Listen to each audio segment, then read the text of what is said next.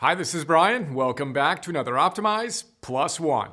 In our Optimize Coach certification program, we kick the party off by establishing the game we're playing in Module 1 called EUDAIMON OLOGY, in which we connect ancient wisdom, Aristotle, to modern science, Seligman, to establish the fact that it's all about flourishing, having a good soul via living with virtue. Then we move on to get clarity on how to operationalize virtue, going from theory to practice to mastery. When? Today.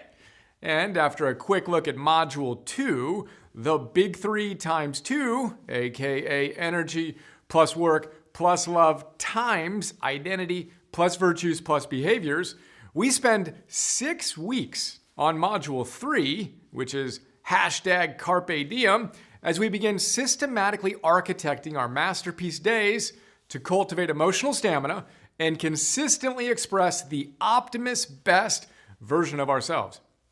Now, we remind ourselves of the fact that our day actually begins the night before. As such, the first thing we focus on optimizing is our PM bookend.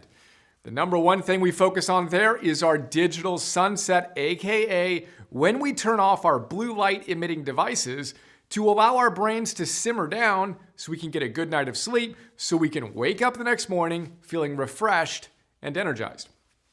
All of which gets us one step closer to the point of today's plus one.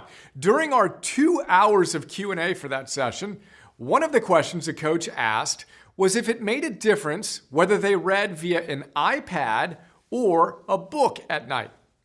I gave my thoughts on the subject. Then, literally the next day, I got more clarity on the science behind the answer. Enter Matthew Walker's brilliant book on the science of why we sleep. Note, if you're going to read one book on sleep, this is it. Short story: bring people into a lab, have them read a book on an iPad a few hours before going to sleep, then have the same person read a printed book on a different night. Then measure their melatonin. And here's what you'll find. Compared to reading a printed book, reading on an iPad suppressed melatonin released by over 50% at night. Indeed, iPad reading delayed the rise of melatonin by up to 3 hours, relative to the natural rising the same individuals experience when reading a printed book. When reading on the iPad, their melatonin peak and thus instruction to sleep did not occur until the early morning hours rather than before midnight.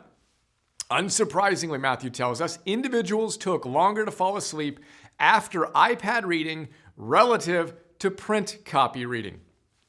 Crazy but true, reading on your iPad suppresses melatonin production, a key pacing event for great sleep, by a remarkable 50%.